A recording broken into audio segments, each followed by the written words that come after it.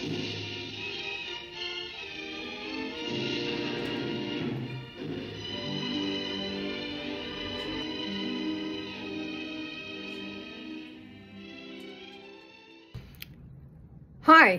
this is Vicki Wilson, once again in podcast land, here to introduce episode 4 of the Victoria Wilson Foster Hirsch podcast on the art of the arts.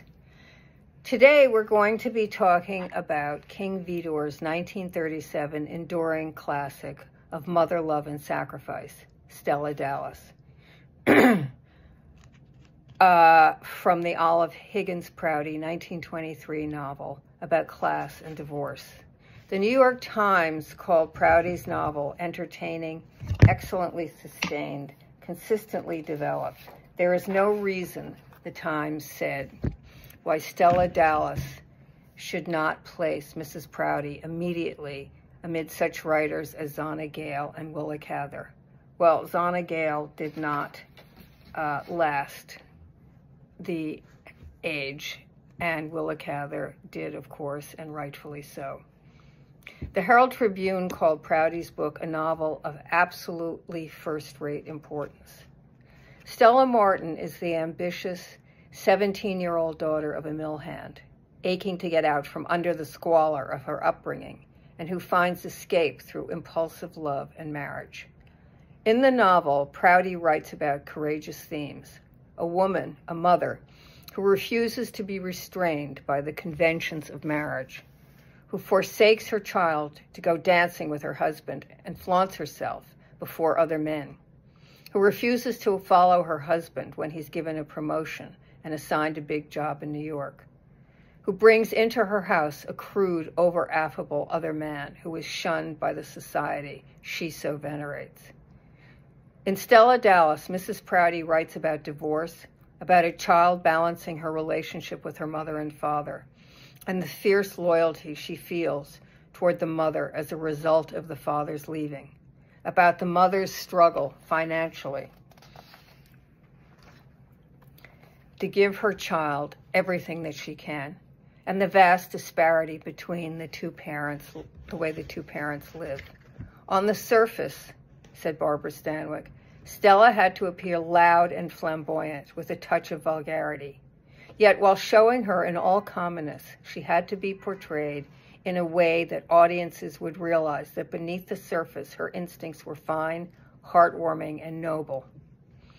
You may say that Stella is crude and noisy and vulgar, says Stanwyck. She is, but when you get through with the play, the movie, you also must say, that was a woman. And it means something to play a real person. I've had so many of the other kind to do, pretty women who didn't matter. Stella is real. Here is Barbara Stanwyck in one of her most courageous roles as the coarse, common, striving, selfless Stella Dallas. And here is episode 4 on the art of the arts, called Stacks of Style, All for Lollie or Through a Stella Darkly. And I will see you on the other side. Episode 4 on the art of the arts.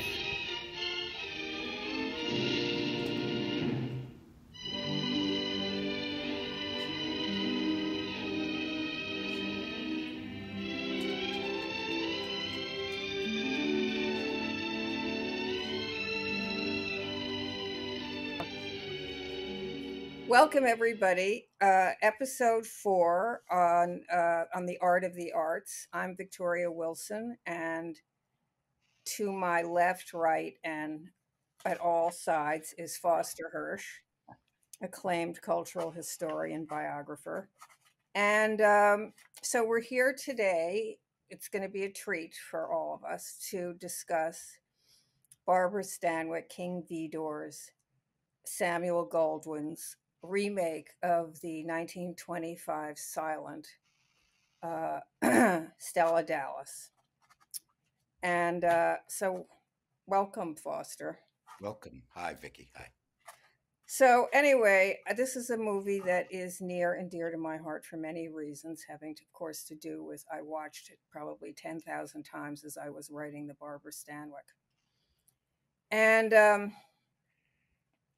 I had many feelings about this movie. Uh, and I will say that in the end, this is a movie that one absolutely has to see on a large screen. And all the time that I was writing about it, I had only seen it on a small screen. And when you do see it on a large screen, it is it's a shocker because it is so powerful. Um, and It comes across on the small screen too, but I know what you're saying. It's a different experience in it the is theater. a different It's a experience. different experience. I've just seen it again. I just watched it again, and uh, yes, I just saw it on the small screen, and well, we can talk about this further in the scene that is the knockout scene, basically. And she was nominated for an Academy Award for this, as she should have been, and probably won. But so much to say about this movie. But to begin with, I read the novel, and I'm probably the only person alive who has read this novel, not just once, but many, many times. And this time, I mean, I don't remember crying at other times when I've read this novel. I don't usually cry at novels, but I did. There were a couple of scenes, and it's interesting because I thought about it. What does that? And the thing about it, which is why I called it Through a Glass Darkly or Through a Stella Darkly, is because at a certain point, Helen Morrison says she hasn't been seen, and she's been seen through a glass darkly. And the knockout scene is, of course, when Stella goes to Mrs. Morrison's house to ask her to take her daughter. And Barbara Stanwyck does this great scene, but what makes the scene is the counterpoint of Mrs. Morrison, Barbara O'Neill, understanding what she's done, totally getting her. Yes, that's a great scene, and it takes the two Barbaras to bring it off because Barbara O'Neill is terrific in that scene. She has to be. Well, what's amazing is that when they started to shoot, King Vidor was not happy with what she was doing and wanted to throw her out of the picture, basically, wanted to She was a fire. stage actress, right, Vicky? Right. She was. She was. This was her first film, I believe. This was her first. She was brought out to do this part. And I have to say, I didn't really, for various reasons, I didn't want to read what I had written. I just thought we're going to have this conversation just on the basis of my reading this novel, what I know about Barbara Stanwyck on a cellular level at this point, and my reaction to the movie. But in the end, of course, being obsessive, I had to read it. And one of the things that I didn't remember writing was that Mary Astor had been considered for this part. But in the end, at that moment, she was undergoing her trial, custody battle with her husband, who had read her diary because about her affair with George S. Kaufman. And they couldn't have Mrs. Morrison be Mary Astor, who was fighting for the rights to her daughter because she No, had been. it would have been the wrong. Exactly. It would have been the wrong tone at that point because Right. Mary Astor was notorious at that moment, and she couldn't play this distinguished woman. She couldn't have done it. I don't But think the audience so would have anyway, accepted. so Barbara O'Neill was brought out for this, and it was basically Stanwyck who sort of, you know, steadied her ship every time she thought she was about to be fired and helped her through this performance. But the point is that you need both of them, and it's the issue of Stella Dallas being seen and recognized for what she's doing, and that's what opens your heart. And that character who comes with the Barbara O'Neill character who comes from a different social class, and we'll talk about that, sees beneath the facade of Stella Dallas. She sees the woman, She and you sees see she sees you the see mother. She She, sees the mother, she sees the woman, she sees the mother, and it's so beautifully directed because Mrs. Morrison moves closer and closer to her during the scene. At first, there's a formality and a separation between them. And then, as she sees the sacrifice this woman is willing to make, she moves closer to her and gets very close to her and almost sort of embraces her. she It's, does. Well, she does embrace her, she does really. embrace her. Yeah. Yeah, she does. And that is an amazing scene. And it's because of the rapport between the two actresses And and the way they've been choreographed, the way they've been directed. well, the other thing that I thought when I've been when I just watched it again after not having seen it for a while is the is Anne Shirley's performance, which I don't think people pay enough attention to because she is totally she has exactly the right tone, the right balance, the right loveliness, the right childishness, the right innocence, the right eagerness, and the right openness and adoration of the mother. And it's just perfectly the tenor of it is just perfect. I think she's terrific too, but I think some for contemporary audiences might that character appear to be too sweet. Well, everybody's very sweet. I mean, look at John. I mean, even John Bowles, as dull as he is everybody's very sweet. Everybody's very. I mean, Mrs. Morrison's three sons are all Oh, they're everybody wonderful. They're wonderful. but con. it, but The but only but person they don't strike a modern note. I mean, I'm wondering if how this film would play to a contemporary, wised up audience. well, Uh, you know what? It would be Harder, interesting we're harder now than we were in 1937. much. We're in another galaxy of relationships, but Yeah, we're more cynical. This film has a sweetness that permeates it, but I'm wondering if that sweetness marks it as an artifact from another era, another generation altogether. well, here's a partial answer to that. And that is this was first made as a silent in 1925. The book was published in 1923. And I also want to talk about this book because there's a lot to say about this book. But it was published in 19, it was, the movie was released in 1925. Henry King made it. Belle Bennett was Stella Dallas. And uh, and Ronald Colman was Stephen Dallas. Douglas Fairbanks Jr. was Richard Grosvenor. Lois Moran was Lollie, Laurel. And when you look at that, I watched it, and I have to say, Belle Bennett is extraordinary. It's an extraordinary performance. But there are, there's certain aspects of it that are very dated. It's a silent picture. But nevertheless, it's beautifully photographed. They had faces then, and they really did. They tell a whole nuanced life in each moment. But when you then, after watching the silent and then going to watch the 1937 Goldwyn remake, the first thing you say is, "Oh my God, it's completely modern. The acting is totally modern." And so the truth is that whether it's 1925, 19 uh, 1937, or perhaps 2025, what comes through is the aspect of, is it eternal? Is the mother relationship eternal? And what the mother does or doesn't do for her child. I think that is eternal. And it would be an interesting experiment to see how, if you taught it in your class, to see how they responded, because they may be cynical, but would they be caught in the end? Would they be? I can answer that question, Vicky. I have shown Stella Dallas in a course on melodrama, and contemporary students were in tears.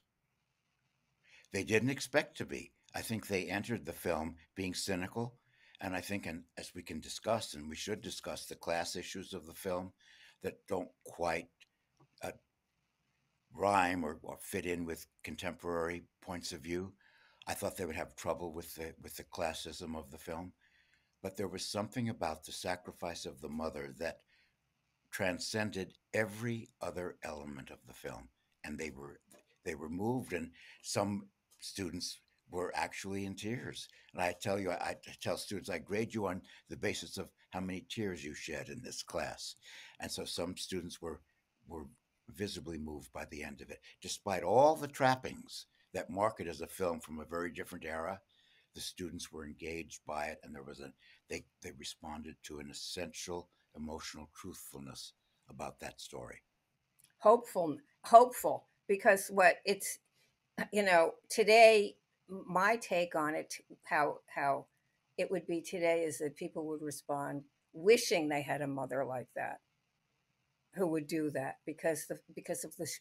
I'm not going to say that everybody's family is, you know, split up or not attentive or whatever, but the sacrifice and the devotion of the mother and mother love carries carries through, as long as women are giving babies, are giving birth to children. That will hold up, and this will hold up. But by the same token, is that mother sacrifice in some ways antithetical to contemporary feminism that puts women in a separate or supporting category, that it's the role of the woman to give up and to sacrifice? You know what I'm saying about I that? know exactly what you're saying, and again, it's very complicated in this book, because it is everything that, again, because I wasn't. I mean, I read this book, but who knows what mindset you're in when you read something and then you read it again and reading it again. I mean, I knew, and it's in the movie too, where it is a feminist. There are feminist aspects to this, in that, in one sentence, she says to Stephen, which I write about too. And when I read it, I'd forgotten that I'd written about it, but I said, I had all the same reactions, but I said, she says, why don't you do some of the giving up? Why don't you do some of the adapting? And that is, there is that moment. And That's a she valid question, isn't it? It's a valid question. Yes, that's exactly right. And it's done in 1923. That, because that comes from the book, and that is an amazing statement that Olive Higgins Prouty has her say. Why don't you do some of the giving up? But in the end, her heroism is defined by her sacrifice Well, the whole novel, and what she gives up. yeah, but the whole premise of why Olive Higgins Prouty wrote this book is, she didn't write this book really about mother love and sacrifice. She wrote this book about class, and the difference between the class of the man who comes from a very old moneyed family and who marries out of his class, and what happens to that woman and what happens to the man. And the woman is dependent upon the man's money for support. She doesn't go out and get a job. And the man is leading a thriving life. And so the book is really about divorce and what happens to women in. And, and divorce was an issue that wasn't dealt with in popular culture at that time. It's rare in movies, almost non-existent, Exactly, exactly. almost non-existent. It was very daring in 1923, because And in 1937, it was daring to have a divorce and it in a was movie. daring when my parents were separated in 1960, and there was one child in my class who's still my who I met at PS6 in fourth grade, Jeanette Rule, who's still my friend, and I became friends with her, I'm sure, because her parents also were divorced. That's how much And, of a and it was rare in those days, exactly. There extremely was rare. one kid in my class whose parents were separated or divorced. So for a film, a Hollywood film in 1937, to have a divorce was extremely rare and in some ways courageous. And I'm almost surprised the Hays Code let them get away with it. Divorce didn't become common in movies until after the 50s. I think the Hays Code was just they didn't see it. It's not really seen as a movie about divorce. It's seen because the mother love is so forward and put forward in the movie It's seen as a movie about maternal sacrifice. that right. And the other thing that in terms of melodrama, because every twist, every turn, every moment of evolution in both movies is laid out in the novel. So I don't see it as melodramatic. I mean, let's put it this way: you're a teacher. How do you define when to your students? How do you define melodrama? Okay, that's a good question. I spend the whole class trying to define it because it's a slippery and general term. But I would say melodrama is an intensely emotional narrative where where feelings, often feelings of women, are extreme. They're foregrounded. They're very dramatic. I think melodrama is defined as uh, often having tragic consequences for women who have to give up things. And part of the appeal of what you don't dare say it now, do you? The woman's film? I can't say that, can I? You can say it. Woman's film. I mean, they used to be called weepies in Four Handkerchief Films and the woman's film. But part of the appeal of those films was for women to go to the theater and to cry about seeing what happens to other women. And it usually wasn't anything wonderful and triumphant. It was always in terms of loss, sacrifice, death, uh, denial. Because that's what they were living. You think it was a reflection of Oh, the absolutely. reality of females Well, and the experience might not have been literally theirs, but the heightened essence of it is what I'm sure a lot of women went through because they weren't, life was not easy for women when men were out in the world. Not saying and life was easy for men being out in the world, but it was a different kind of, was a different kind of. but was there something therapeutic for women in going to see a film like Stella Dallas and crying? Well, I don't know that they went to the movies to cry. I mean, I can't say that. I don't know enough about that to say, well, women went to the movies to cry. They were called weepies because that's what men called them. But women did go to the movies to cry, and I think women even I ask students now, do young people cry at movies? And with some embarrassment and hesitation, the answer is usually a sort of squeaky, half hearted yes, they do. But I think in the era we're talking about, women did go to movies to cry, and that there was something purgative about the experience of crying. And it was easier and culturally mandated for women to cry and men not to. Well, that's true, but that's a different thing. But what I think is that it's exactly what I said before, which is that when Barbara O'Neill, Mrs. Morrison, sees what Stella Dallas is doing, that's when your heart breaks. And that's why women probably went to those movies so that they could see those movies and be seen. So you would say that films like this helped the women in the audience who might have felt invisible or unseen to be recognized. It was a form of recognition or acknowledgement. Well, of the emotional heft that they carried and what they had to do to keep a family together. What the emotional toll that it took on them. I mean, I'm making a huge generalization, but No, it's but just that makes sense. Actually, that does make sense, and it but that would humanizes it. be yeah. I mean that somebody recognizes what it is that they're going through because they're not seen. In movie after movie, just like you know in the silent, the father is there's no mother in the silent Stella Dallas, and the father's sitting with his feet on the next to the stove, and the coffee's boiling over, and Belle Bennett is outside on the porch pining for Stephen Dallas, and the father is right next to the stove, and he says, "Stella, the coffee's boiling over." The card says, "Stella, the coffee's boiling over." Or you see Marjorie Main, you know, you know, Boiling over the stove there. yeah, exactly. And the men are just sitting there, and It's a kind of that's servitude. Don't we so see it as a kind of exactly. servitude? Yeah. But the point is that I will say this, because the melodrama for me is what's so extreme and what's so exaggerated. That's how I would define it in this way. And that is that Olive Higgins Prouty does not give Stella Martin Dallas 1 inch of a break. Now, I didn't remember exactly what I had written, but as I was reading this book, I thought she is merciless on her.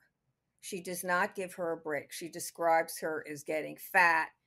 Her nightgown is ripped, her stockings have holes, even though for Lollie, otherwise known as Laurel, for Lollie, everything is perfect. There isn't a stitch out of place for the clothes that she makes for her. But she describes her, and then the way she talks, and it's very exaggerated in this lower class work. It's not lower class. Let's call it what it is. It's for her, it's working class. She makes a distinction of those who are, let's say, Stephen is a lawyer, she's a mill hand, or she comes from a mill hand family. She has no interest in books or art or physical. I mean, going outside to her is just about losing weight. For Stephen Dallas, it's about looking at the beauty of what's before him. She takes, and this is in the book, she takes Stephen's books that he has organized, and she organizes them by color of the spine because she's so unknowing. I mean, those are just a couple of examples of the crudeness. She doesn't give this woman 1 ounce of a break. Is the author herself, could we call her a classist? Is she Totally. prejudiced? She's prejudiced against the working class and in favor of the upper crust. Is that fair to say? I don't know that that's it. I think that she does it. She makes it so extreme to show what Stella rises above when she, despite all of that. Because, I mean, I didn't write this, but I do think this is, as we're talking about it, I think this is a book about being seen, being recognized. And, maybe that's just a very modern take on it. No, But it's certainly there, but I think a problem for contemporary audiences, maybe even for audiences at the time, is there is a class bias in this film where the upper crust or wealthy people, people from a cultivated background, are more are more likable than the people from the working class background. That the working class is depicted as vulgar and unknowing and a little threatening, and the upper class is terribly refined and well mannered. I think there's a class division that probably would not play well today. I mean, that it's in many ways it seems sort of anti-democratic. I think, don't you think the material is problematic for contemporary audiences in I its treatment of class? We in America we like to think we don't have any class, but we do Well, still. it's all about class. This movie, this book, it's all about class. And the point is that you can't you Stella is not going to be able, when she goes to the River Club and she's dressed to the nines and people sort of look at her when she goes to the Mirador and she's, I mean, there are parts of it that just, which I write about, that always irritated me because it doesn't make sense because It she's, doesn't make sense. It doesn't. That scene is really problematic at the beginning of the film when she goes to Stephen's office. She's already, it's a masquerade, but she's demure, she's refined, she's well dressed, she tones down her accent.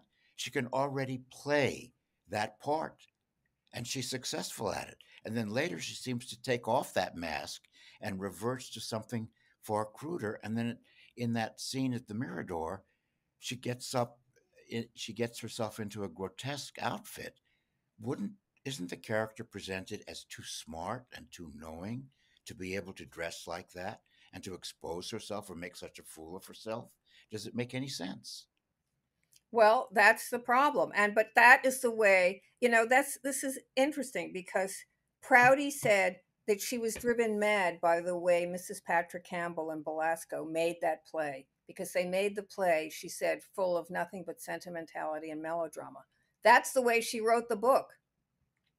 That is the way she describes that character, because in the movie, in the 30, let's talk about the 37 movie, the Barbara Stanwyck movie, when Stephen Dallas comes to take Lollie away for Christmas, and Stella takes off all the schmutz off of her dress because she And she's knows, beautifully dressed.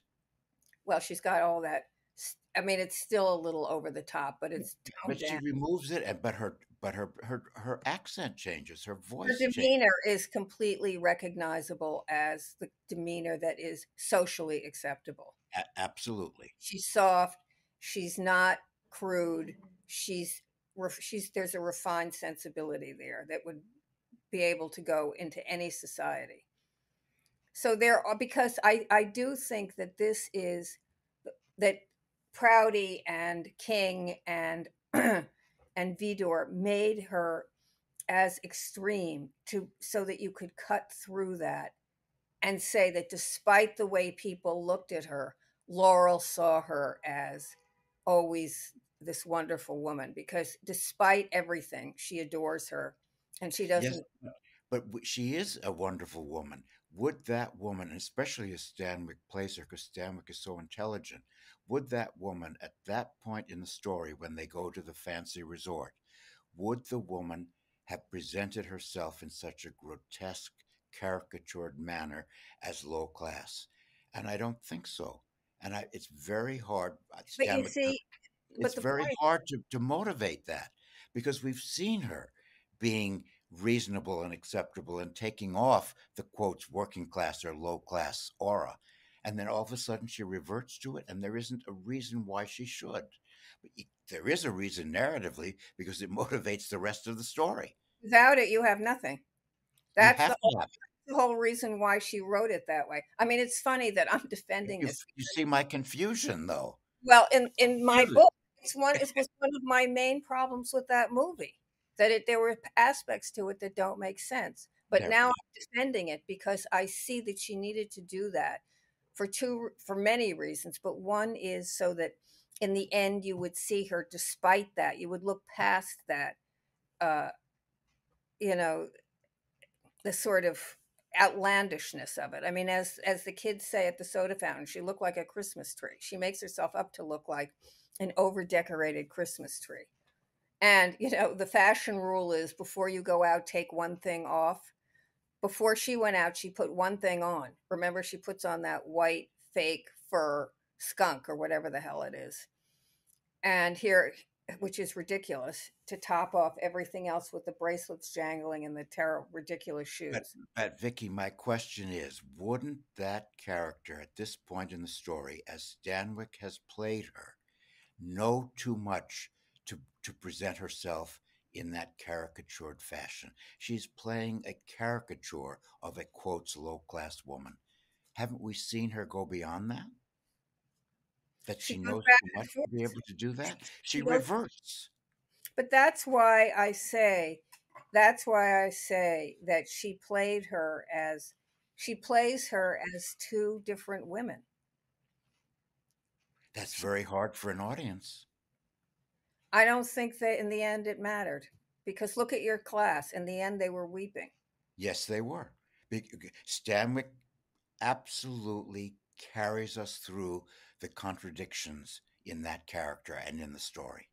But She carries us through. you can't even say they're contradictions, because it has nothing to do with character. It has to do with a writer, whether it's the screenwriter, whether it's the novelist, whoever, who makes her so extreme. And here's the other thing that the writer is saying: you cannot cross over into another class if you're not born into that class. And the reason Yes, why exactly. She's saying that Stella reverts to her origins, and her origins are low class. her Isn't origins that are against the vulgar, American grain, her where we can origins are prove Edmund. ourselves? Edmund is the quintessential, because it was interesting when I was watching the movie. I saw that as she ages, because Stanwyck ages 20 years in this movie, As she ages, she in the end, in the last scenes, before she goes to stare in front of the window and watch her daughter be married, she ends up they make her look like Ed Munn. The hair is like Ed Munn's hair. And it's sort of all out of focus. It's all sort of hazy and blousy and out of control and jowly. And by the way, Stanwyck put cotton in her cheeks to get that effect. And she wore 5 pairs of hose to get her ankles thick. And she wore padding to get, as did Belle Bennett, who, by the way, was like, think 34 when she made this movie. But in reality, she looked like she was 17. And the other thing that I'd forgotten that I do recommend if for people, obviously, to see this movie because it's definitely worth it. But I do recommend that you try and see, which is available, the silent, because it's worth it. And in many ways, this movie is shot for shot that movie. It is a remake, but it is sort of shot for shot. But you know, it's got But sound. would you say this film is in many ways about the kinds of masquerade a woman has to put on in order to function socially and culturally? We see her in masquerade at the beginning when she goes to Stephen Dallas's office. She's in masquerade when she dresses up at the Mirador. She's in masquerade for the Christmas scene with her husband. Isn't she always putting on something Well, in order almost part to of what's prevent under us from seeing who she is? Well, what's underneath a lot of it, but it's not only what's underneath a lot of it, is the whole social force of getting a man and getting married. You have to get the man. And so you have to do what you need to do to get the man. And what you need to do is to put on a masquerade in order to entrap him. That's what we're th- basically talking. this upper crust man in particular, and she does it very convincingly. She tones down her voice. We've talked about this before, but Barbara Stanwyck herself never was able to get rid of a flat Brooklyn A. And in parts of this film, when she's trying to emphasize Stella's commonness, her accent really gets quotes low class, and then it comes off. It comes on and off. But Stamik herself, for me, in my opinion, never completely overcame her own working class origins in her voice and in her accent. The Brooklyn, the old style Brooklyn accent comes through in Barbara Stanwyck's performances, even when she's playing somebody who doesn't come from that class. So this film almost encourages her to show off that lower class accent, which comes and goes. Her accent in the film is very inconsistent. Well, it's supposed to be. But we've talked about this before. I mean, I do see that she does tend to, she can go into a Brooklyn to revert to a Brooklyn accent, but I also hear a New England accent. And her family came from New England, and her sisters grew up in New England, and I hear that accent too. So it's an odd combination. But I wanted to go back to this because I can't remember if I made the point, which is that, and well, wait a minute. First of all, just what's what sort of in opposition to that statement that it's a masquerade, the person who is completely unadorned and who is open and who has no masquerade is Laurel. Because Laurel, who was born from, yes, a lower class mother, but an upper class father, so she has that upper class blood in her, is allowed to transition into an upper class life because she has been Without any relapses. She has no right. relapse. She's She has consistent no. throughout. It isn't that she has no. It's that there aren't two Laurels. There's just the open Laurel, the open and loving Laurel, who's terrorized by Ed Munn, who loves her mother despite everything. But the perfect sort of metaphor of that is when she and uh, uh, what's his name, Tim Holt, are on the rock at the Mirador, and they're just out in nature, and she's just open. She's as open as the natural surroundings around her and the breeze that's running through her hair. That is who she is, and she's allowed to do that because she is not of the lower class. She is always distinct from her mother. But does the film say a character like Stella can never overcome her class origins? In the end, the way Stanwyck plays that, and at first, probably for the first 10 times, it's really only after having reread this book and seeing the end of this movie and the way that she walks away, she in the end triumphs over all of them. Because even though in the book, by the way, she works at a shirtwaist factory, so I thought, oh my God, she even has her working at the shirtwaist factory. Is she going to be killed in the shirtwaist factory fire? But at the end of that movie, when she walks away, she has accomplished the great moment of her life, which is to give up the daughter she loves more than life itself. And to walk off. Gives her up. She gives exactly. her up. But, and to walk. Triumph. What is she walking off to? Is that a triumph? In her life, it is, because she accomplished what she set out to do. And the point is, I'm not going to defend that this is a movie that punishes this woman to such a degree that, she's practically tortured.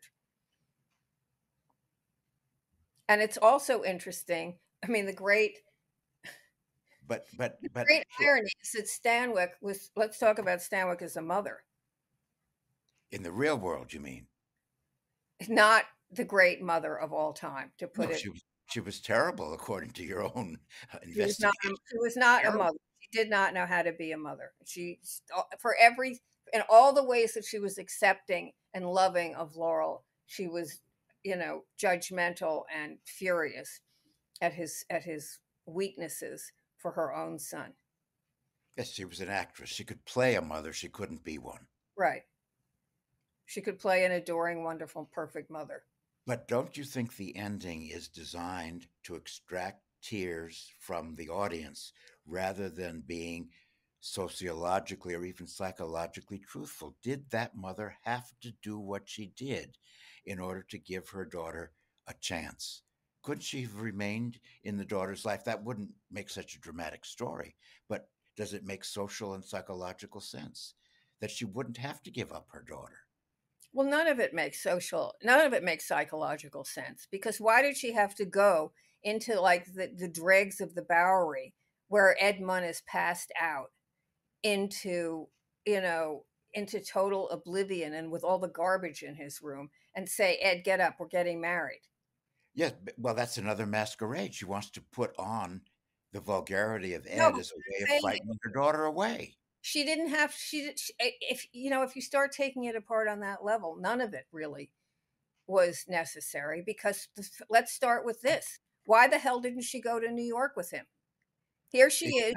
She's a striving, ambitious woman. He's got a chance to go to New York, and she wants to be in a certain kind of. She wants to have arrived in supposed society, and why doesn't she? Because the thing about this. I still maintain that the thing about this book is that she is an outcast through the entire book. She has two friends. She doesn't belong anywhere. She's been outcast through Laurel's school. The teachers totally have shunned her. She is a shunned person. So by virtue of who she is and the way she's been written in this book from the get-go, because she is a mill hand's daughter, she is shunned from society. Because remember, well, I don't know if it says this in the book, in the movie, but Stella is not like her other girlfriends who go and work, and then get married and have children and live happily ever after.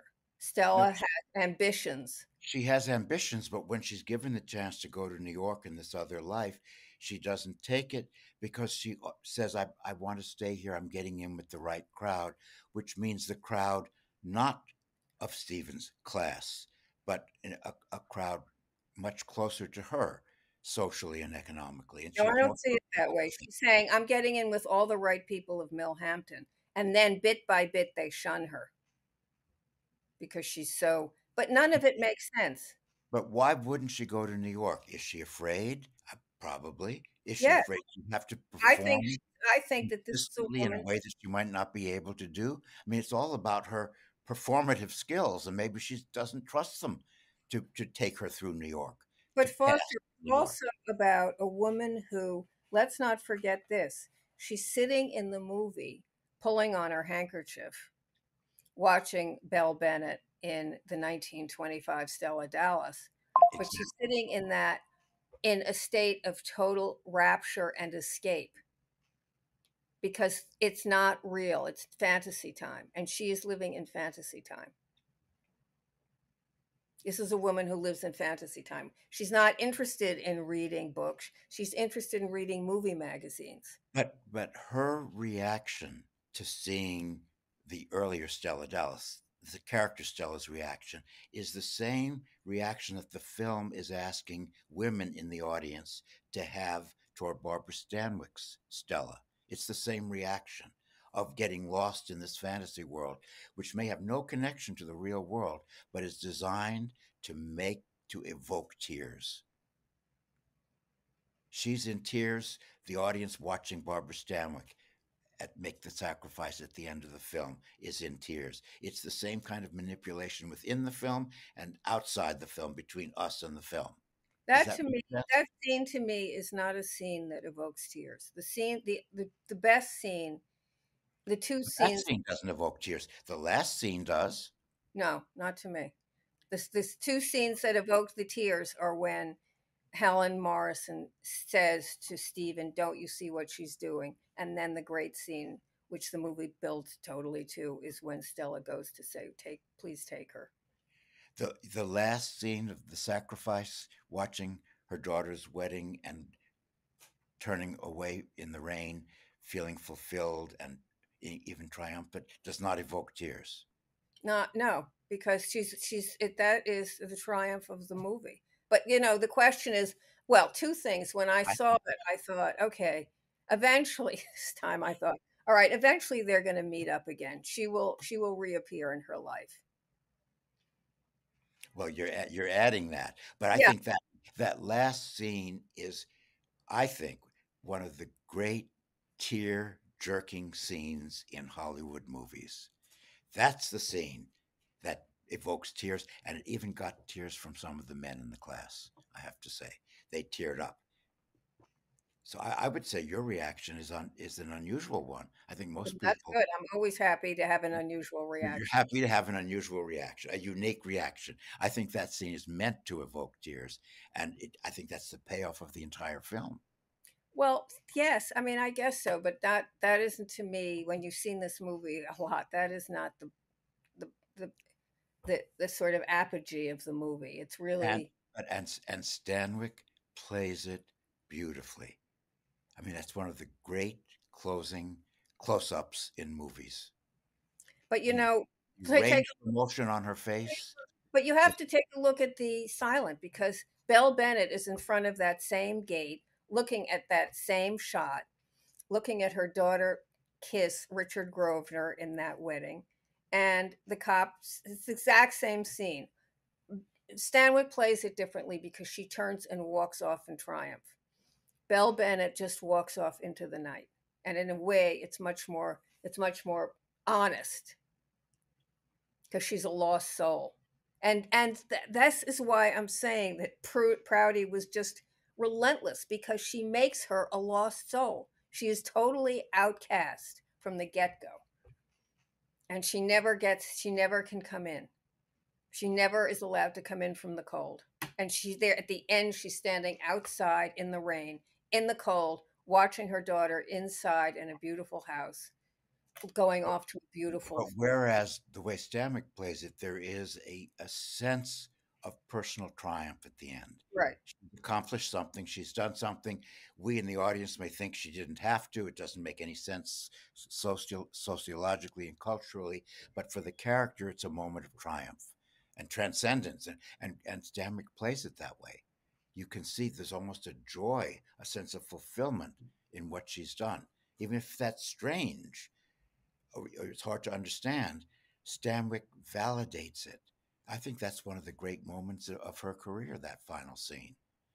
Well, her whole, I mean, let's look at the context of this.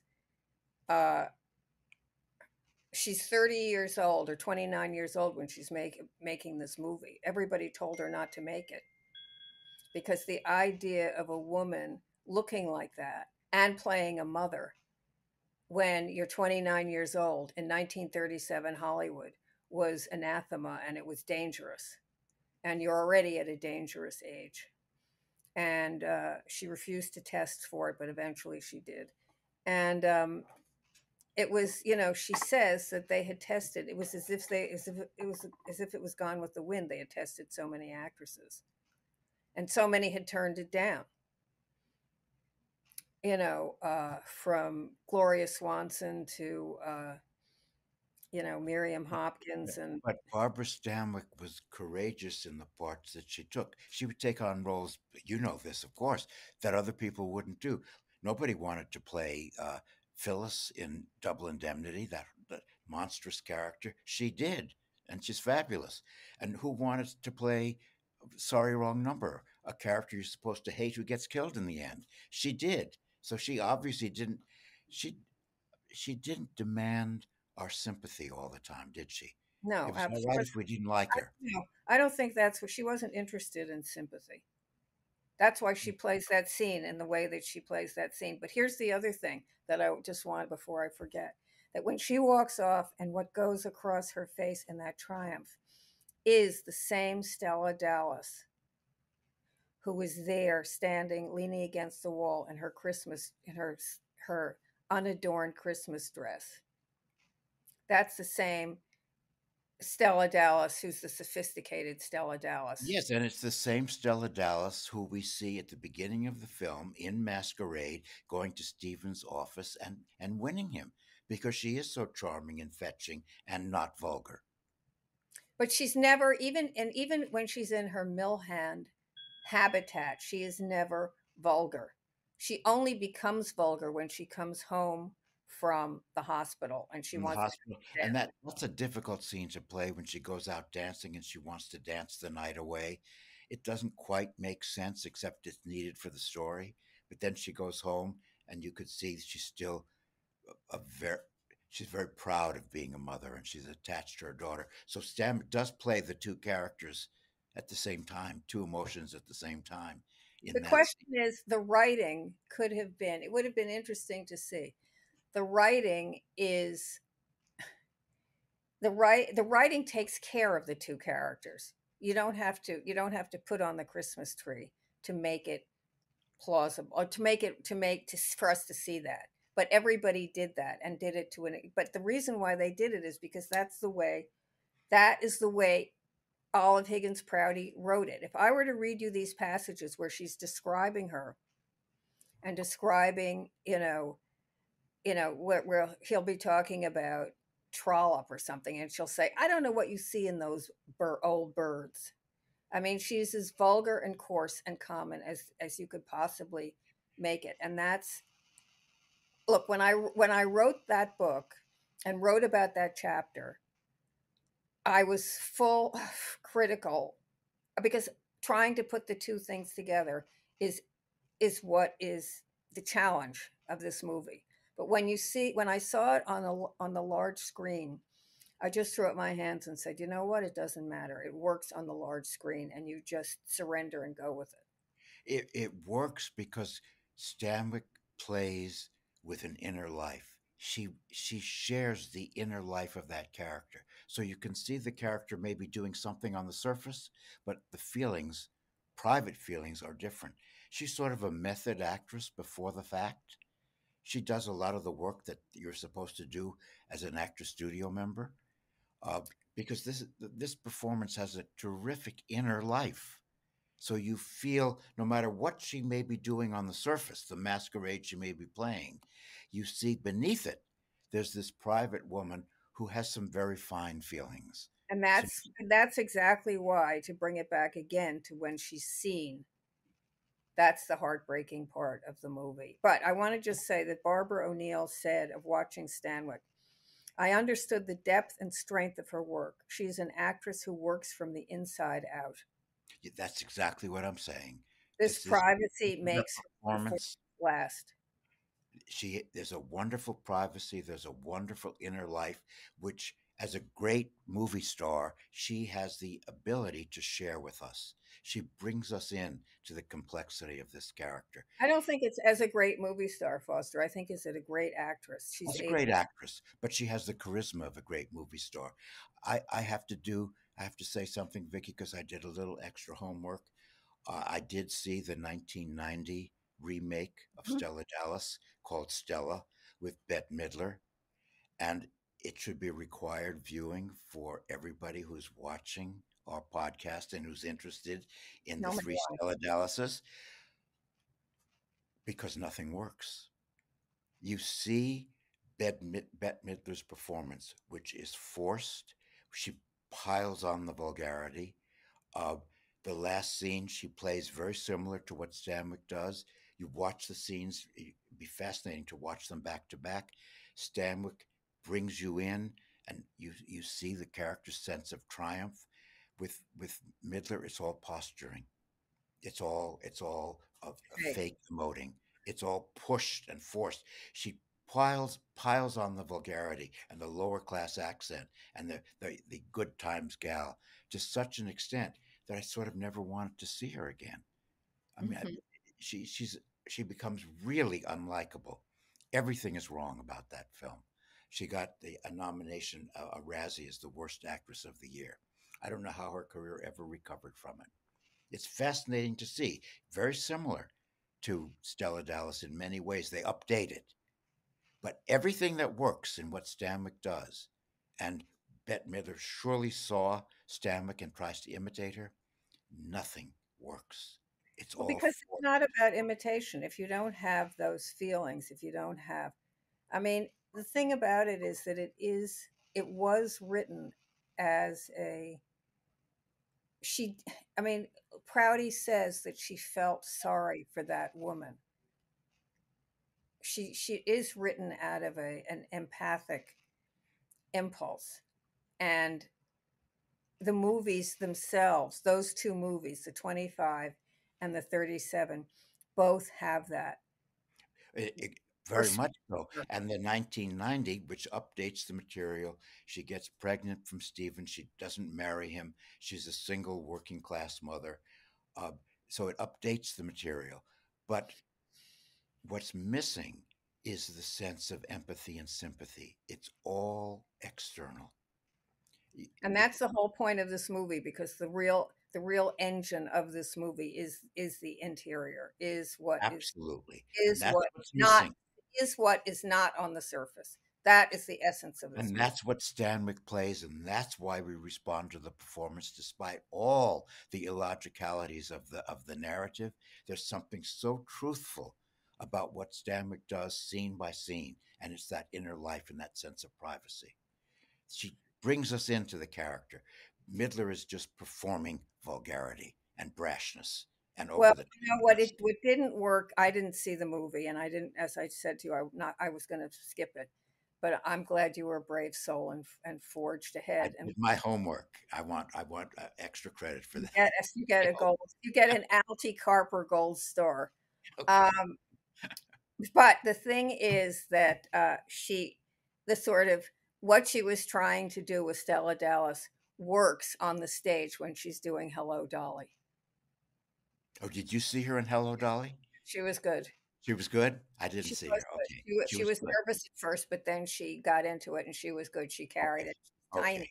She's tiny. All right, look, we're gonna have to head You off know what? in. I did want to say this, Vicky, before we stop. People always make fun of John Bowles. I think he's very effective in this part. He I is think good. he's just right. He is absolutely just right. Absolutely just right. He has the upper class veneer. He has the dignity. He's likable. He's unforced. He doesn't try to compete with Stanwyck.